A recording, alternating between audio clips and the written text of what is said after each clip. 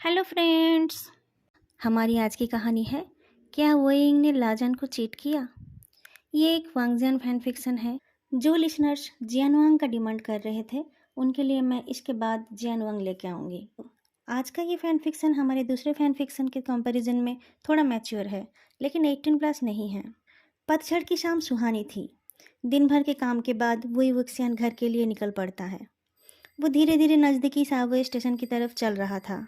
उसे घर जाने की कोई जल्दी नहीं थी। कोई उसका इंतजार थोड़े ही कर रहा था। उसने जुएयांग को नहीं देखा, जो रोड के साइड में खड़ा होकर सिगरेट पी रहा था। क्या मैं तुम्हारे साथ चल सकता हूँ? जुएयांग पूछता है। वो युवक से चौंक जाता है, फिर जुएयांग को देखकर बोलता है, क्यों नहीं। दोनों साथ चलने लगते हैं। वो युवक सेन ने इस कंपनी के क्वालिटी कंट्रोल डिपार्टमेंट में लगभग 10 महीने पहले ज्वाइन की थी, जब वो लान वांग जी से शादी करके डी सिटी आया था। यहाँ उसकी मुलाकात जुए यांग से हुई थी, जो उस कंपनी में प्रोडक्शन डिपार्टमेंट में जॉब करता था। वो स्मार्ट और फ्रेंडली था। उसने हुई वुक्सियान को नए माहौल में एडजस्ट होने में बहुत मदद की थी। उस टाइम हुई वुक्सियान थोड़ा अनकंफर्टेबल था, क्योंकि अचानक से उसकी ज़िंदगी में बहुत कुछ बदल गया था। जुए यांग चलते हुए गुनगुनाना शुरू करता है। उसका सुंदर चेहरा शाम की लाइट में और भी सुंदर लग रहा था। हुई वुक्सियान को लगा जुए यांग के मन में कुछ चल रहा था। कुछ देर बाद हुई वुक्सियान ने पूछा, तुम जा कहाँ रहे हो? साबवे स्टेशन, जुएयंग जवाब देता है। मुझे लगा था तुम्हारा घर दूसरे साइड में है, वो युवक ने कहा। हाँ हाँ, उधर ही है, जुएयंग जवाब देता है। पर आज मैं अपने कुछ पुराने दोस्तों से मिलने जा रहा हूँ। वो युवक गर्दन हिलाता है और चलता रहता है। वो युवक तुम्हारे लव लाइफ के बारे में कुछ बोलो। मेरी शादी हो चुकी है, वो युवक जवाब देता है। मुझे पता है तुम्हारे घर वालों ने तुम्हारी अरेंज मैरिज कराई है। तुम उसके पहले की रिलेशनशिप्स के बारे में बताओ, जुएयंग कहता है। वो युवक बोलता है, शादी से पहले मैंने कभी किसी को डेट नहीं किया। शादी के बाद किसी को डेट किया है तुमने? जुएयंग पूछता है। नहीं, शादी के बाद मैं क्यों किसी को डेट करूं? वो युवक हैरान होकर पूछता है। जुएयंग मुस्कुराकर बोलता है, मैं कुछ लोगों को जानता हूँ जो शादी के बाद ही दूसरों को डेट करने लगे हैं। वो युवक ने ऐसा जवाब एक्सपेक्ट नहीं किया था। उसने कहा, शायद वो लोग अपनी शादी से खुश नहीं हैं।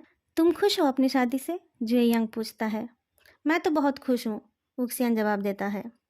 अपनी शादीशुदा ज़िंदगी के बारे में उसके बहुत सपने थे, पर लानवांग जी से शादी के बाद उसको पता चला कि उसके वो सपने कभी पूरे नहीं होंगे। उसकी शादी अजीब थी। उसे पता था कि उसको पालने वाली फैमिली की लान फैमिली के साथ एक मैरिज एग्रीमेंट था। उसे लगता था कि जियान चेंग की शादी लान वांग जी से होगी, लेकिन अचानक सब बदल गया। जैसे ही वो 22 साल का हुआ, उसे पता चला कि उसे लान फैमिली में शादी करनी होगी। वो माना भी नहीं कर सकता था। उसे अपना जॉब छोड़कर लान वांग जी के घर आना पड़ा। लान वांग जी बहुत ही हैंडसम था और बहुत ज़्यादा क्वालिफाइड। वो युवक जानता था, अगर वो मैरिज एग्रीमेंट नहीं होता तो उसे कभी भी लान वांग जी जैसा कोई नहीं मिलता। शादी के बाद उनकी शादीशुदा ज़िंदगी दूसरे अरेंज्ड मैरिज कपल्स की तरह ही थी। वो युवक को ही लान वांग जी के साथ एडजस्ट करना पड़ा। लान वांग जी बिजी था। उसके पास घर के कामों के लिए या वो युवक के लिए टाइम नहीं था। वो युवक ने अपनी नई जॉब और घर दोनों को संभाला। लान वांग जी ज़्यादातर दिन घर देर से आता था, पर वो बिस्तर पर वुक्सियान को अपना बनाने में कभी नहीं चूकता था। उस काम में वो अच्छा भी था, शायद उसे एक्सपीरियंस था। उस रात वही वुक्सियान लानवांग जी का इंतज़ार करता रह गया। लानवांग जी ना तो घर आया और ना ही कुछ इन्फॉर्म किया। वुक्सियान के कॉल करने से भी उसने फ़ोन नहीं उठाया। रात के 12 बजे उसका मैसेज आया, मैं आज घर नहीं आ पाऊँगा, मैं चाचा जी के साथ हूँ। वुक्सियान बिना खाए ही सोने चला जाता है। ये पहली बार नहीं था जब वांग जी ने ऐसा किया था। जब भी उसके चाचा उसे बुलाते थे, वो बिना बताए चला जाता था। वुक्सियान ने एक बार कंप्लेन किया था। लान वांग जी ने जवाब दिया था, तुम मेरे चाचा जी को थोड़ा रिस्पेक्ट नहीं कर सकते? उन्होंने कितने मुश्किल से मुझे पाला है, मैं उनसे मिलने भी नहीं जा सकता। क्या कह रहे हो तुम? वुक्सियान ने हैरान होकर पूछा था। मैंने तो सिर्फ ये कहा कि अगर तुम नहीं आओगे या देर से आओगे तो तुम्हें मुझे बता देना चाहिए। लान वांग जी का कोल्ड फेस और कोल्ड हो जाता है। उसने वुक्सियान के हाथ को पीछे की तरफ मोड़ते हुए कहा, जब भी मैं चाचा जी से मिलने जाता हूँ तुम कलेश करते रहते हो। वो वुक्सियान को खींचकर बेड में ले जाता है। वुक्सियान शुरू में मना करता है, पर बाद में पूरा एंजॉय करता है। लन वांग जी के साथ शादीशुदा ज़िंदगी में बस वही पल वो एंजॉय करता था। सुबह सब पहले जैसा हो गया। 1-2 हफ्ते बाद वही वुक्सियान और जुए यांग सावुए में गप्पे मार रहे थे। मेरा स्टॉप आ गया, बाय कहकर वुक्सियान गेट के पास जाता है। जुएयांग भी उसके पीछे पीछे गेट तक पहुंच गया तो उसने पूछा, तुम कौन से स्टॉप में उतरोगे? मैं तुम्हारे साथ ही उतरूंगा, जुएयांग ने जवाब दिया। यहाँ भी तुम्हारे दोस्त है? वही वुक्सियान हैरान होकर पूछता है। हाँ है, दोनों साथ में स्टेशन से निकलते हैं। मुझे एक बर्थडे पार्टी में जाना है, लेकिन मैं जल्दी आ गया। मैं 1 घंटा इधर उधर घूम लूँगा। तुम मेरे घर चल के मेरे साथ कॉफ़ी पी सकते हो, वुक्सियान ने कहा। यह तो बहुत बढ़िया आइडिया है, पर मैं तुम्हें परेशान नहीं करना चाहता, जुएयांग हिचकिचाते हुए कहता है। परेशानी की क्या बात है, मैं भी तो कॉफ़ी पीऊँगा, वुक्सियान बोलता है। रोज़ शाम को वो अकेले ही कॉफ़ी पीता था। दोनों उक्सियान के घर चल के कॉफ़ी पीते हैं। एक चुस्की कॉफ़ी पीते ही जुएयांग तारीफ कर उठता है। इसे कहते हैं परफेक्ट कॉफ़ी। वो उक्सियान शर्मा के थैंक्स बोलता है। तुम्हारे हस्बैंड को तुम्हारी बनाई हुई कॉफ़ी बहुत पसंद होगी। उसे कॉफ़ी पसंद नहीं, उक्सियान बोलता है। वो चाय पीता है। जुएयांग मजाक करके बोलता है, कितना अच्छा होता अगर मैं रोज़ तुम्हारे साथ कॉफ़ी पी पाता।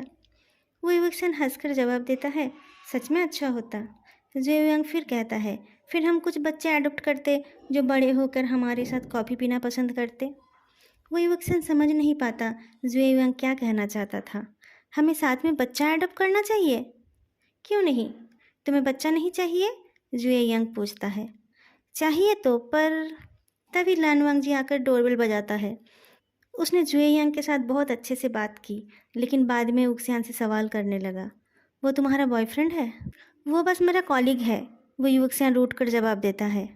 उसे देखकर लगा उसे तुम बहुत पसंद हो, लानवांग जी ने कहा। क्या बकवास है, उक्सियान ने कहा।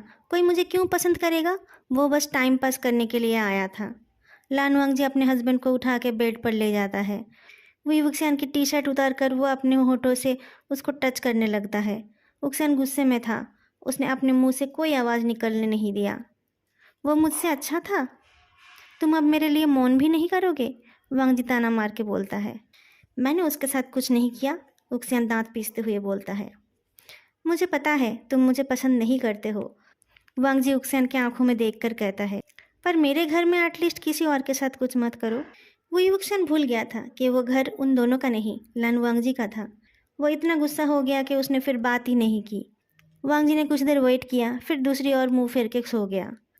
ये उनकी शादी के बाद की पहली रात थी जब वांगजी उसके पास होते हुए भी कुछ किया नहीं। उक्सियान इतने गुस्से में था कि वो वांगजी से बात नहीं करता। सुबह उसने ब्रेकफास्ट और लंच बनाया, लेकिन वांगजी के लिए इंतज़ार किए बगैर काम पे चला गया। वांगजी जब तैयार होकर बाहर आया तब तक उक्सियान जा चुका था। उसका ब्रेकफास्ट टेबल पर रखा था। वांगजी उदास होकर ऑफिस चला जाता है। विवेक्सन एक इम्पॉर्टेंट फाइल में काम कर रहा था। फाइल बहुत ही अर्जेंट थी। वो उस काम में पूरी तरह डूबा हुआ था। उसको पता नहीं चला कब जुएयांग आके उसके पीछे खड़ा होता है। पेज चेंज करके जब एक अलग रंग का पेज आता है तब उसे मॉनिटर में किसी की रिफ्लेक्शन दिखाई दी।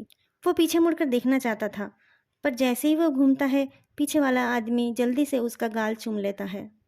विवेक्सन के पूरे शरीर में बिजली दौड़ जाती है। वो कुछ रिएक्ट नहीं कर पाता।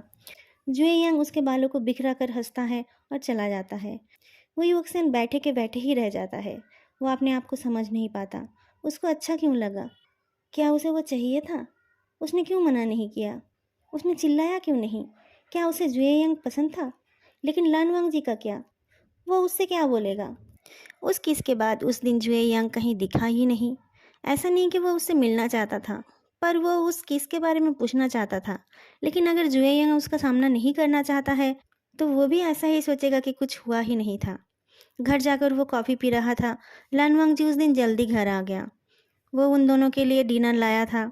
वो युवक्सन उससे बात नहीं करना चाहता था, पर वो उस बात को भूल जाता है और अपने हस्बैंड से बहुत सारी बात कर लेता है। रात को इंटीमेट होते टाइम लानवांग जी उसका गाल चूम लेता है। वो युवक्सन के बंद आंखों के सामने जुएयांग का चेहरा आ जाता है। वो जल्दी से आंखें खोलता है तो उसे लानवांग जी का सुंदर पर एक्सप्रेशनलेस चेहरा दिखाई देता है। वो फिर से अपनी आंखें बंद कर लेता है। लानवांग जी क्लाइमैक्स तक पहुंचने वाला था। वो रुकता नहीं, बस कुछ कठोर शब्द बोल देता है। मेरे चेहरे से ज़्यादा तुम्हें उसका चेहरा पसंद है ना? वो युवक्सन जवाब नहीं देता। उसके बंद आंखों से एक बूंद आंसू निकल आता है। लानवांग जी उठकर अपने आप को साफ करके सो जाता है। वो युवक्सन पिलो में फेस छुपाकर रोने लगता है। अगले कुछ हफ्तों में वो युवक्सन जुएयांग के करीब हो जाता है और लानवांग जी से दूर। उनके बीच दिल का कोई कनेक्शन पहले से ही नहीं था। वो दोनों बस एक लवलेस शादीशुदा ज़िंदगी बिता रहे थे। लान वांगजी काम में और बिजी हो गया। घर में उसका आना ना आना बराबर था। वो युवक ने भी उससे कुछ उम्मीद करना छोड़ दिया। पर उसे बहुत दुख हुआ जब उनके मैरिज एनिवर्सरी के एक दिन पहले लान वांगजी आउट स्टेशन चला गया। वहाँ पहुँच के उसने मैसेज किया था, लेकिन उसके बाद उसने ना फ़ोन किया ना ही मैसेज। एनिवर्सरी के शाम वुई वुक्सियन जुए यंग को डिनर के लिए इनवाइट करता है। वो दोनों एक रेस्टोरेंट में डिनर करने गए। तुम केक नहीं काटोगे? जुए यंग पूछता है। मैं काटना तो चाहता हूँ, पर वांगजी नहीं है ना। इतने लोगों के सामने मैं अपनी एनिवर्सरी का केक अकेले नहीं काटना चाहता। वो युक्सन जानता था वांगजी उससे प्यार नहीं करता, लेकिन उस दिन उन दोनों की पहली एनिवर्सरी थी। मैं तुम्हारे हस्बैंड का रोल निभा सकता हूँ, जुए यंग छेड़ते हुए कहता है। कोई ज़रूरत नहीं है, एक केक घर लेकर जाते हैं, फिर मैं उसे काटूंगा, वो युवक्सन कहता है। ये अच्छा आइडिया है। वो युवक्सन केक काटता है और जुए यंग को खिलाता है। जुए यंग उसके हाथ से केक खाता है और उसके उंगलियां चाटता है। फिर वो केक का एक बड़ा टुकड़ा लेकर उक्सियान को खिलाता है। उक्सियान के फेस में क्रीम लग जाता है, जिसे जुए यंग चाटने लगता है। उक्सियान उसे रोकता नहीं, बल्कि उसका साथ देता है। वो दोनों एक दूसरे में डूब जाते हैं। वुई वुक्सन को तब होश आता है जब जुए यांग उसके शरीर का आखिरी कपड़ा उतार देता है। वुई वुक्सन चिल्ला उठता है, रुको। स्टोरी का ये पार्ट यही ख़त्म होता है। अगर आप लोगों को ये स्टोरी पसंद आई तो चैनल को सब्सक्राइब करना मत भूलना। फिर मिलेंगे दूसरे वीडियो में। तब तक के लिए बाय।